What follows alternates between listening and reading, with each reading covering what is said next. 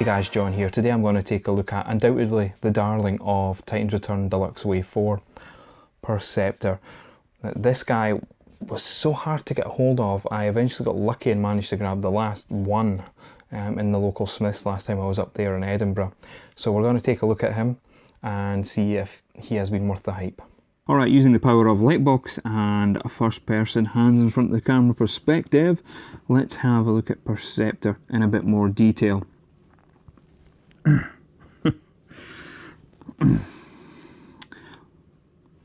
So let's get the articulation out of the way, as that's what everybody wants to know about.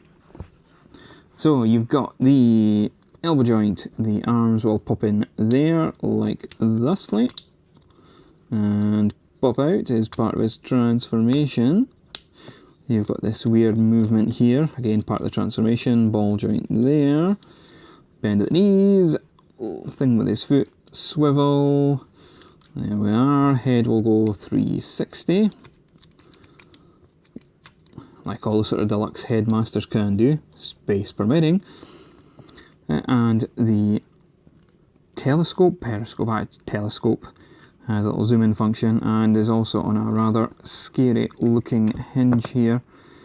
That I think's going to end up wearing that plastic in time. Hopefully not though. Alright, so that's all the boring stuff out the way. Let's take a look at what I like about the figure.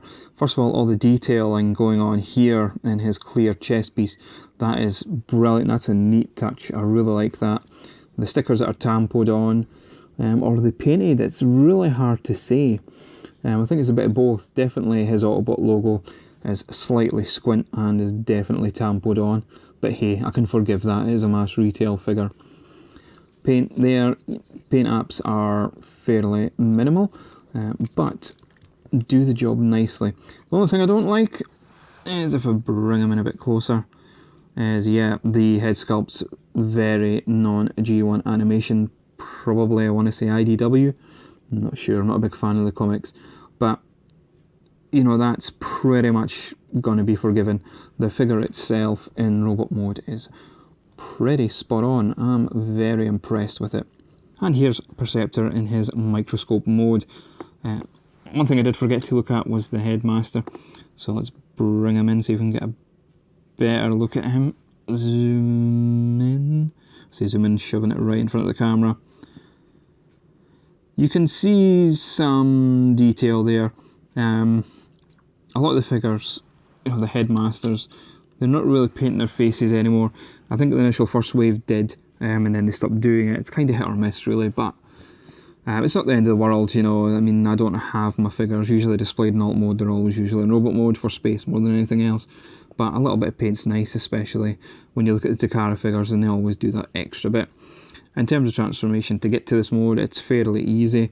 The only issue I seem to have is making sure his arms are positioned just so that, you know, the tabs clip in to hold his alt modes together at the legs. The microscope mode, where you're supposed to be able to zoom in and look at detail in Type Master, doesn't work for me. Could be that just because I wear glasses and it's causing a reflection on my lenses themselves, and it's just not allowing me to show it. Because it didn't work on the Generation 1 Platinum Edition Perceptor that I have. It comes with all those nice little slides. In terms of transformations, I'm not really going to do them on the camera. For me, when I buy a Transformer, I personally feel that, you know, if that's half the fun of doing and buying a Transformer is the transforming part. So when I'm watching videos of a similar nature and style, I don't want to see that. Bloody hell, cat hairs everywhere. And if something you like and something you think I should do, then please by all means pop a comment. But for me, generally speaking, it's not something I want to do. And it also speeds up my videos because I like to try and keep them as short as possible. And here's Perceptor in his hidden tank mode. It's a really nice mode. No, it's not, I'm lying. It's just a throwaway mode now, much like the Generation 1 figure. Maybe that was done intentional in the Generation 1 original, but on this one, it's just been a nice nod for us fans. And it shows that the guys behind the, you know, this new line, this Titans Generations line, they're fans of the product, and they clearly have grew up with them if they're adding in this mode. Considering, you know, their budgets are quite restricted, I think that's been pretty cool of them. So just a little quick section on this one. It doesn't look too bad. You're probably never going to display it more than once in this, or look at it more than once in this mode, but it's there, and that was a nice little touch from the guys. So that's my closer look at Titans Return Perceptor. Now, do I feel he is the best figure in Wave 4? Absolutely not. The best figure in Wave 4 Deluxe is Topspin.